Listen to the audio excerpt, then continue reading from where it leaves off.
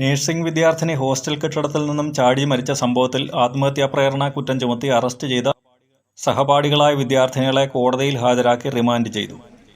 ചങ്ങനാശ്ശേരി സ്വദേശിനി AT അക്ഷിത, പത്തനാപുരം കുണ്ടയം സ്വദേശിനി അലീന ദിലീപ്, കോട്ടയം മയർക്കുന്നം സ്വദേശിനി അഞ്ജന എന്നിവരെയാണ് Pathanamthitta judicial first class magistrate കോടതി 14 ദിവസത്തേക്ക് റിമാൻഡ് ചെയ്തത്.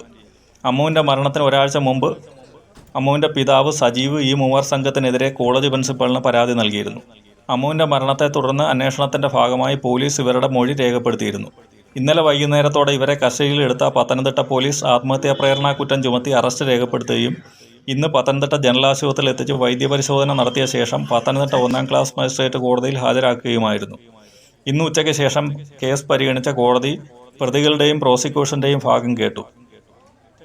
ഇനി പോലീസ് കസ്റ്റഡിയുടെ ആവശ്യമില്ലെന്നും പ്രതികൾക്ക് 22 വയസ്സ് മാത്രമാണ് പ്രായമെന്നും പ്രായക്കുറവ് പരിഗണിച്ച് ഇടക്കാല ജാമ്യം അനുവദിക്കണമെന്നും പ്രതികൾക്ക് വേണ്ടി ഹാജരായ അഭിഭാഷകൻ വാദിച്ചു.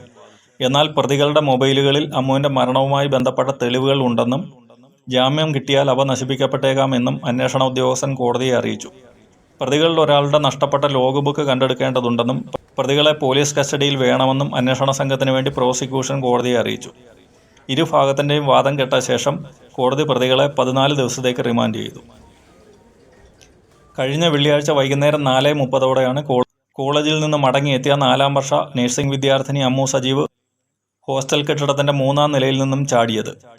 പത്തനംതിട്ട ജനറൽ ആശുപത്രിയിൽ എത്തിച്ച വിദ്യാർത്ഥിനിയെ വിദഗ്ധ ചികിത്സയ്ക്കായി തിരുവനന്തപുരം മെഡിക്കൽ കോളേജിലേക്ക് കൊണ്ടുപോകുന്നതിനിടെ ആംബുലൻസിൽ വെച്ച് മരണപ്പെട്ടു.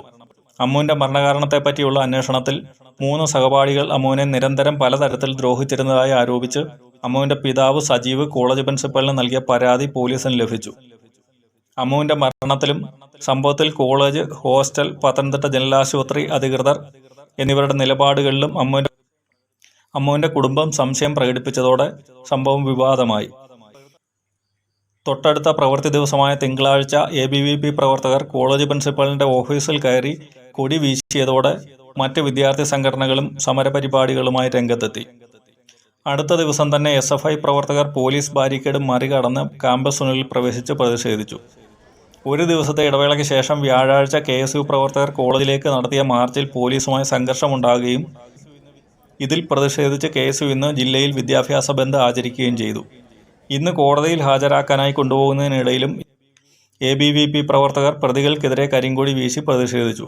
അമ്മുവിൻ്റെ പിതാവ് സജീവ് നൽകിയ പരാതിയിൽ പറഞ്ഞ 3 വിദ്യാർത്ഥിനികളെയും ഇന്നലെ വൈകുന്നേരത്തോടെ കസ്റ്റഡിയിലെടുത്ത പത്തനംതിട്ട പോലീസ് അമ്മുവിൻ്റെ മരണം നടന്ന് ഒരാഴ്ച പൂർത്തിയാക്കുന്ന ഇന്ന് അവരുടെ അറസ്റ്റ് രേഖപ്പെടുത്തി കോടതിയിൽ ഹാജരാക്കി. മരണപ്പെട്ട അമ്മുവിൻ്റെയും അറസ്റ്റിലായ 3 സഹപാഠികളുടെയും പഠനം പൂർത്തിയായി വീട്ടിലേക്ക് മടങ്ങേണ്ട ദിവസം കൂടിയായിരുന്നു ഇന്ന് എന്നത് മറ്റൊരു യാദൃച്ഛികതയായി. അമ്മുവിൻ്റെ മരണത്തിലെ ദുർഹത നീക്കാൻ ഉന്നതതല അന്വേഷണം വേണം എന്ന് കുടുംബം ആവശ്യപ്പെട്ടു. കേസ് ക്രൈംബ്രാഞ്ച് അന്വേഷിക്കണമെന്നാവശ്യപ്പെട്ട് KSU DGPക്ക് പരാതി നൽകിയിട്ടുണ്ട്. DDV news, Pathanamthitta.